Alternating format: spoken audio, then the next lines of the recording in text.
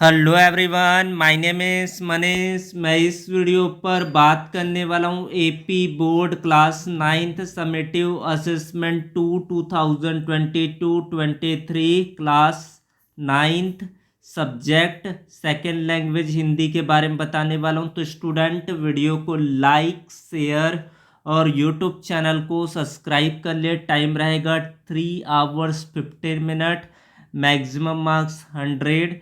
शैक्षिक मापदंड अर्थग्राह्यता प्रतिक्रिया से 15 अंकों का प्रश्न, अभिव्यक्ति सृजनात्मकता से 68 अंकों का प्रश्न, भाषा की ज्ञान से 17 अंकों का प्रश्न। कुल 100 अंकों का पेपर रहेगा। कुल अंक यहाँ पर स्टूडेंट का नाम और रोल नंबर्स को फिल आउट करने, इसका पीडीएफ टेलीग्राम पर मिलेगा, लिंक डिस्क्रिप्शन पर, तो जाकर डाउनलोड करें। ऐसे 2 examination AP board second language Hindi paper class ninth, maximum marks 100, time 3 hours 15 minutes। सूचनाएं: प्रश्न पत्र पढ़ने के लिए 15 मिनट का समय निर्धारित है।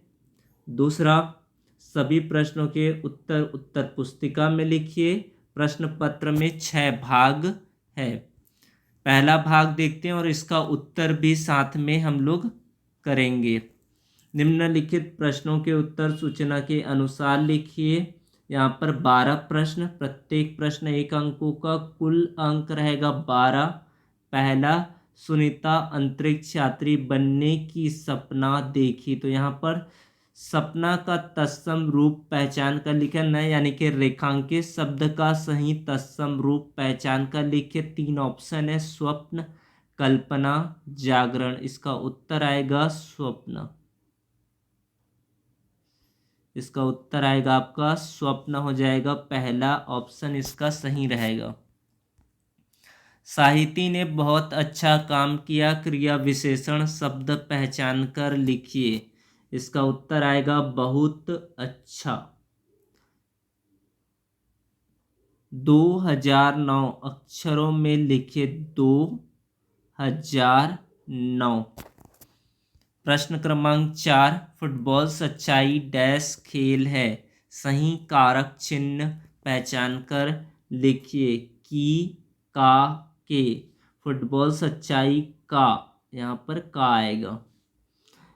कुछ पेड़ पौधे लुप्त होते जा रहे, वाक्य के आधार पर समास पहचानिए। पेड़ पौधे द्वंद्व समास, लुप्त द्विगु समास। इसका पेड़ पौधे में होगा आपका द्वंद्व समास, तो पेड़ और पौधे होता है इसका समास विग्रह करने से, और द्वंद्व समास होगा। हिमालय पिघलता जा रहा है, हिमालय का संधि विच्छेद होगा। हिमधन आलय दीर्घ स्वर संधि होगा। हिमालय का संधि विच्छेद बोला गया है, हिम पहले आएगा फिर आलय। विद्या की चाह रखने वाला विद्यार्थी,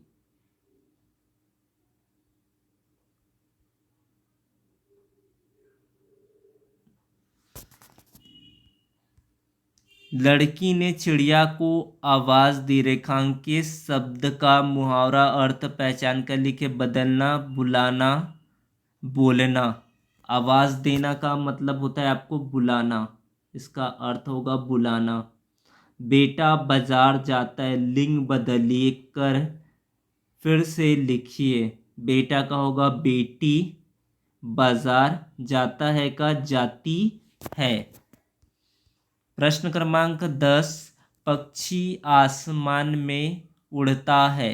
तो पक्षी का वचन बहुवचन बनाना है, पक्षी या आसमान में उड़ते हैं। पक्षी का पक्षियाँ, आसमान में उड़ता है का उड़ते हैं। लड़का पाठ पढ़ेगा, वर्तमान काल में बदलकर लिखिए। कैसे बदलेंगे, तो ये आपका है भविष्यत काल, लड़का पाठ पढ़ेगा, इसका बदलना है वर्तमान काल, लड़का करता पाठ पढ़ेगा, पाठ पढ़ता है। दादाजी अखबार पढ़ती है, दादाजी अखबार पढ़ता है, शुद्ध रूप में लिखना था। 12 प्रश्न ये हो गए। अब देखते हैं भाग क्रमांक 2, प्रश्न क्रमांक 13 से 16 तक। दिए गए गद्यांश और कवितांश पढ़कर निर्देश के अनुसार उत्तर दीजिए। निम्नलिखित गद्यांश पढ़कर नीचे दिए गए प्रश्नों के उत्तर अनुच्छेद में पहचान कर लिखिए। एक राजा था, वह बहुत सुंदर महल में रहता था। उसे अपने महल पर बहुत गर्व था। संसार के कोने कोने से यात्री महल देखने आते थे। यात्रियों ने अपने वर्णन में महल की सुंदरता के बारे में कई बातें लिखी। उन्होंने एक गाने वाली चिड़ियों के बारे में भी लिखा था। वह चिड़िया महल के पास वाले जंगल में रहती थी, बहुत मधुर स्वर में गाती थी। तो ये आपका अनुच्छेद है। अब अनुच्छेद से प्रश्न ता प्रत्यय युक्त शब्द पहचान कर लिखना है। तो ता प्रत्यय युक्त शब्द यहाँ पर सुंदरता बना है आपका सुंदर, फिर प्लस ता, सुंदरता, ये आपका उत्तर होगा। कम का विलोम शब्द क्या होगा यहाँ पर? बहुत, ये वाला आपका सही होगा, बहुत। इसका उत्तर आ जाएगा बहुत। चिड़िया मधुर स्वर में गाती थी। इस वाक्य में संज्ञा शब्द पहचान कर लिखिए। नाम बताने वाले शब्दों को संज्ञा कहा जाता है। चिड़िया मधुर स्वर में गाती थी, चिड़िया, इसका उत्तर आएगा चिड़िया। उसके बाद है 14वां प्रश्न, निम्नलिखित पद्यांश पढ़कर प्रश्नों के उत्तर विकल्पों में से चुनकर लिखिए। 5 गुना 1 बराबर 5, यानी कि प्रत्येक प्रश्न 1 अंकों का। होठों पे सच्चाई रहती है, जहाँ दिल में सफाई रहती है, हम उस देश के वासी है जिस देश में गंगा बहती है।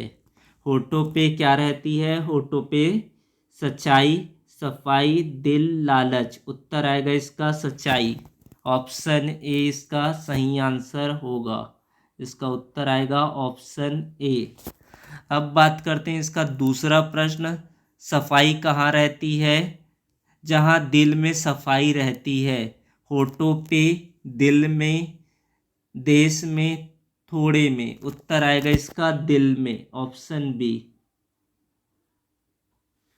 हम किस देश के वासी हैं? नेपाल के, भूटान के, भारत के, चीन के। उत्तर आएगा इसका ऑप्शन सी, भारत के। उपयुक्त पद्यांश में किस नदी का उल्लेख हुआ है? कृष्णा, गोदावरी, यमुना, गंगा। उत्तर आएगा इसका ऑप्शन डी, गंगा।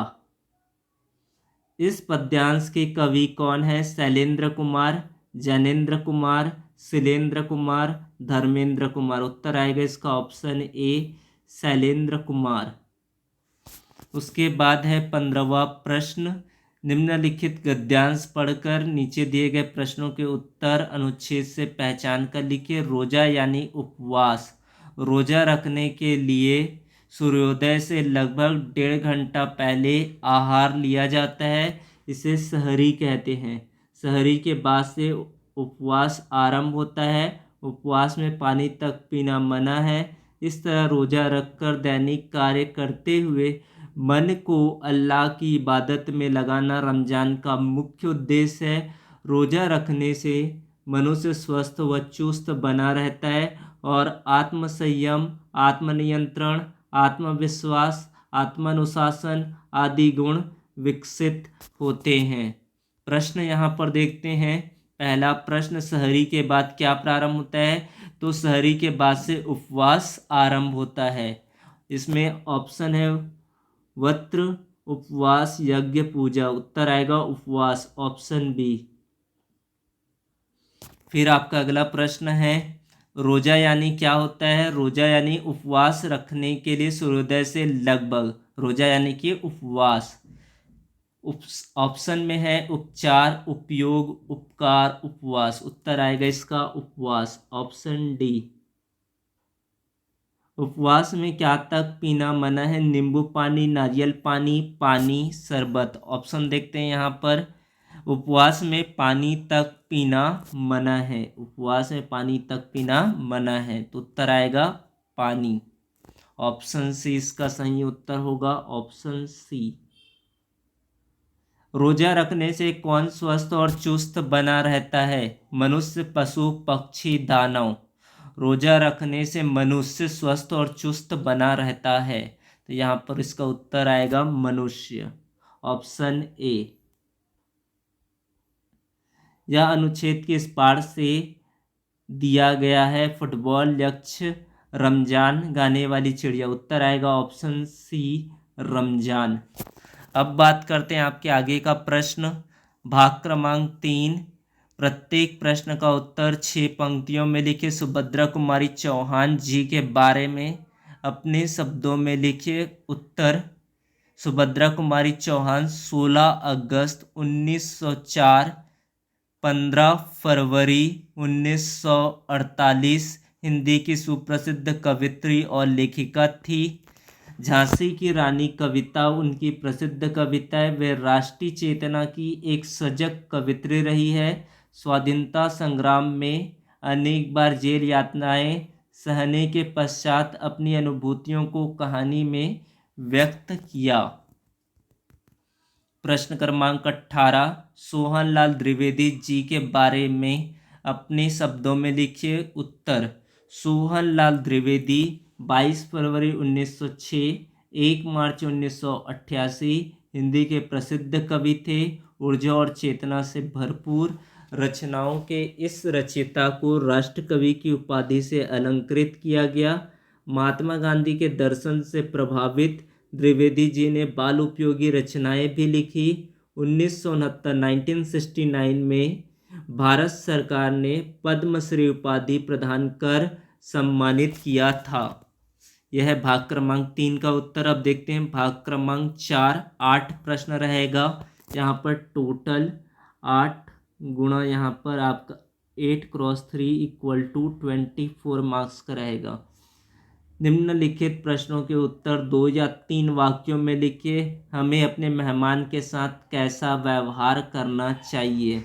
हमें अपने मेहमान के साथ अच्छा व्यवहार करना चाहिए, क्योंकि हम मानते हैं अतिथि देवो भव।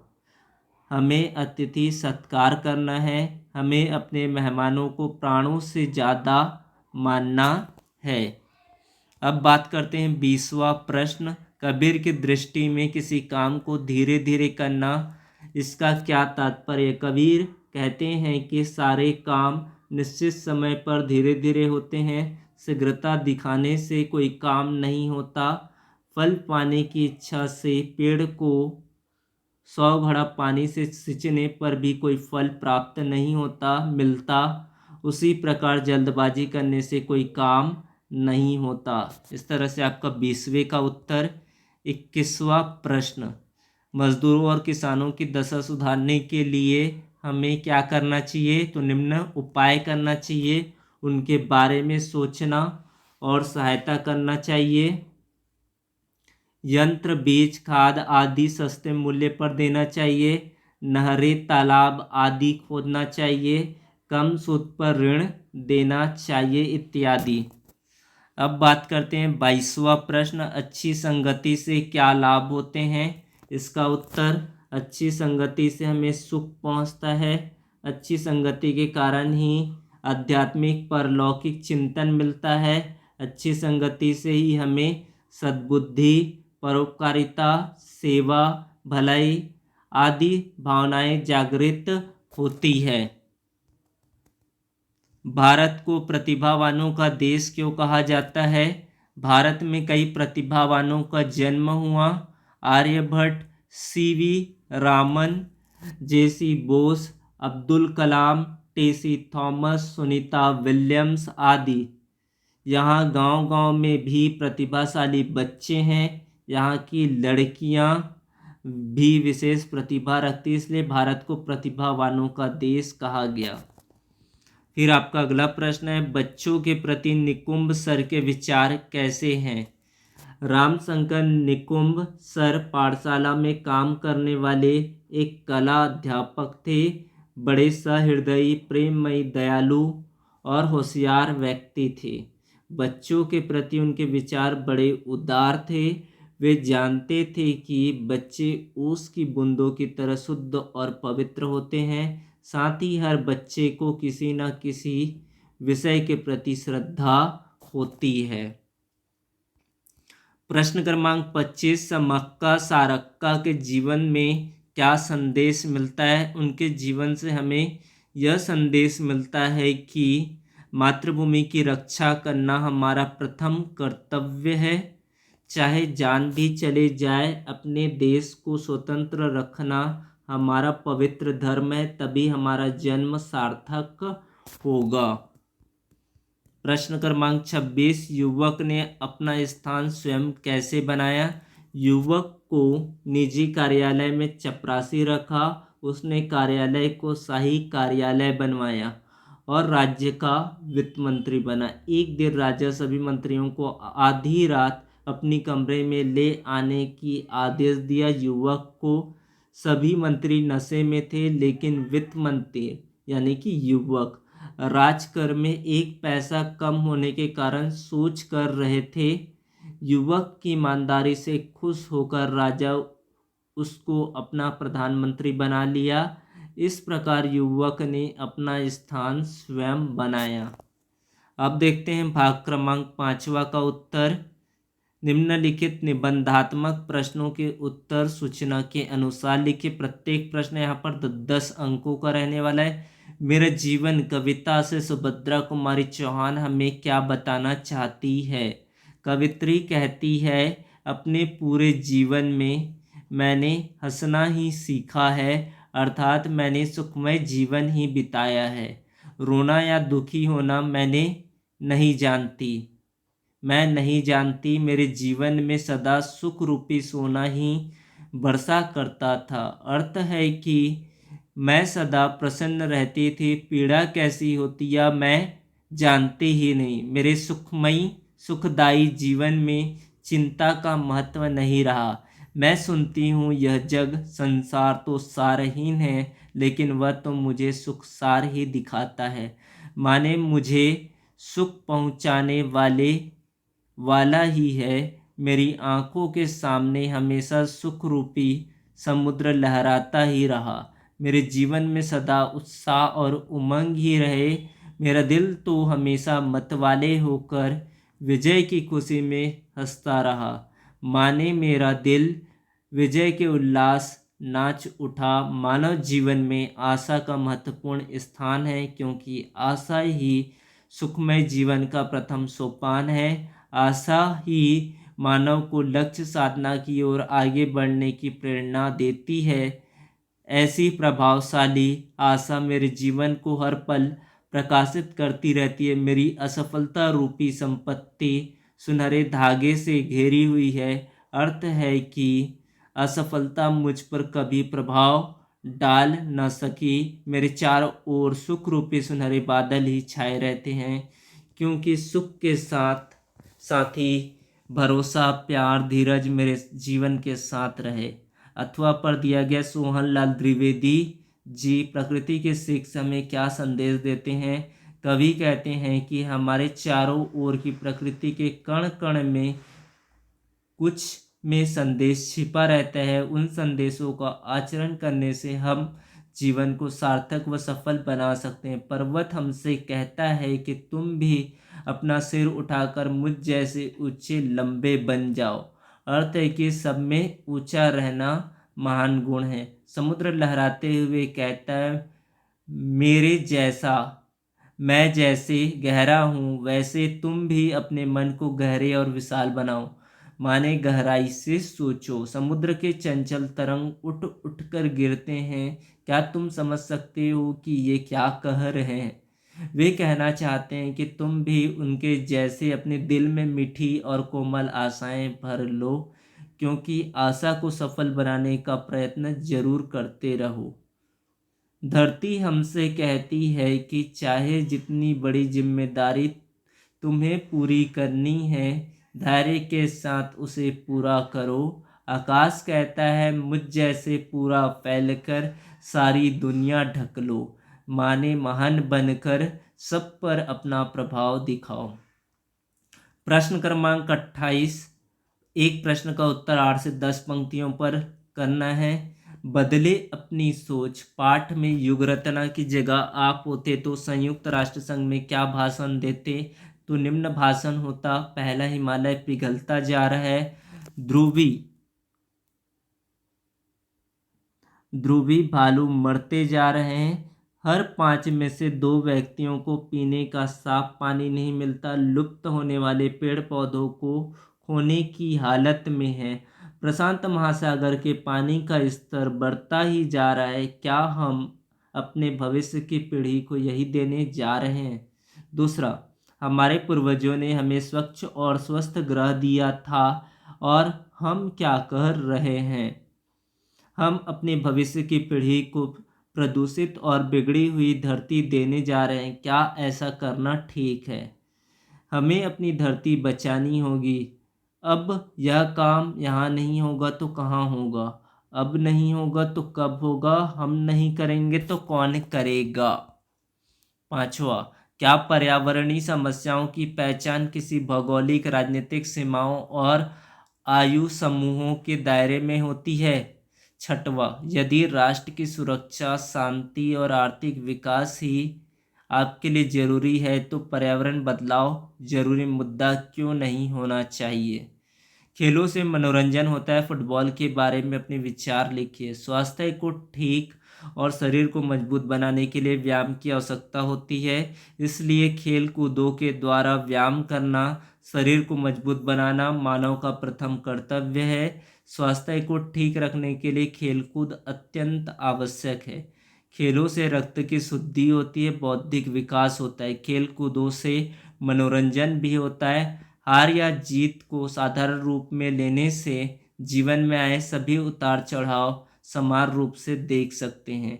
इससे सदा मन प्रफुल्लित रहता है। सदा मस्तिष्क तेज रहकर हर काम सफलतापूर्वक पूरा कर सकते हैं। मन चंगा तो कसौटी में गंगा का समर्थन करते सदा मन निर्मल और दृढ़ बन जाता है।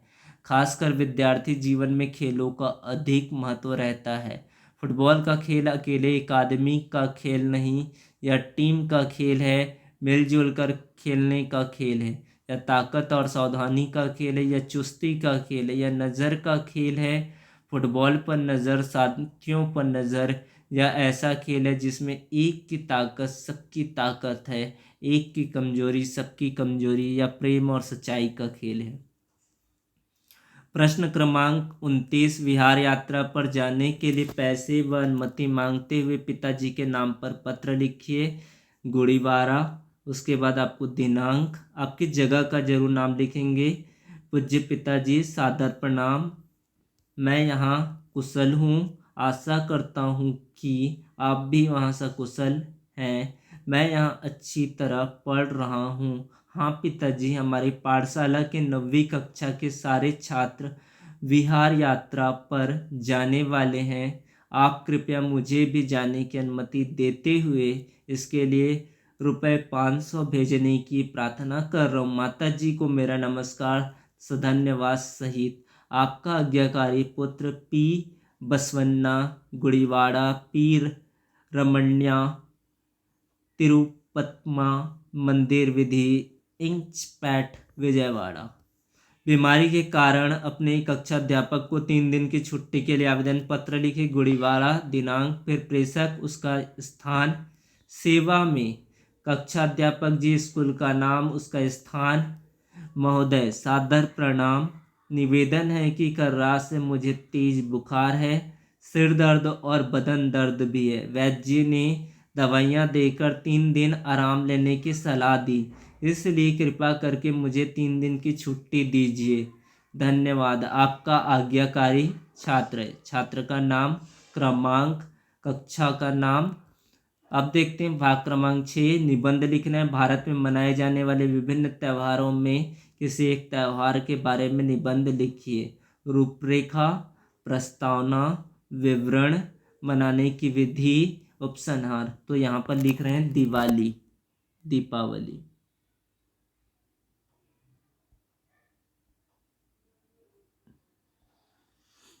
दीपावली भारतीयों का प्रमुख त्यौहार है। यह मेरा प्रिय त्यौहार है। दीपावली का अर्थ है दीपों की माला। यह अश्विन मास में अमावस्या के दिन मनाया जाता है। विवरण। प्राचीन काल में नरकासुर नामक क्रूर राक्षस था। वह लोगों को बहुत सताता था। श्री कृष्ण ने सत्यभामा के साथ उनका वध किया। त्रेता युग में भगवान राम ने रावण को उसी दिन मारा। तब से लोग आनंद के साथ दीपावली मनाते हैं। मनाने की विधि। उस दिन लोग प्रातःकाल उठकर सिरों स्नान करके नए कपड़े पहनते हैं। लक्ष्मी जी की विशेष पूजा करते हैं।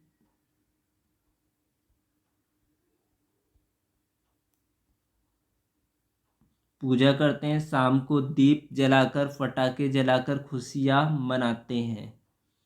उपसंहार। इस पर्व को अज्ञान पर ज्ञान का विजय कहते हैं। इस तरह से आपको दीपावली का निबंध अथवा कंप्यूटर आधुनिक वैज्ञानिक युग की देन है, इस पर निबंध लिखिए। रूपरेखा, प्रस्तावना, विश्लेषण, कंप्यूटर के उपयोग, उपसंहार। कंप्यूटर को हिंदी में संगणक कहते हैं। चार्ल्स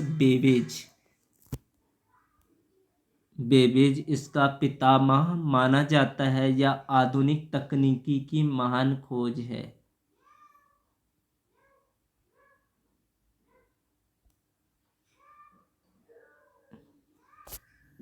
विश्लेषण। कंप्यूटर इनपुट सीपीयू और आउटपुट के सहारे काम करता है। गणना करने के लिए, समस्याओं को सुलझाने के लिए, किसी भी समाचार पत्र को प्राप्त करने के लिए बहुत उपयोगी है।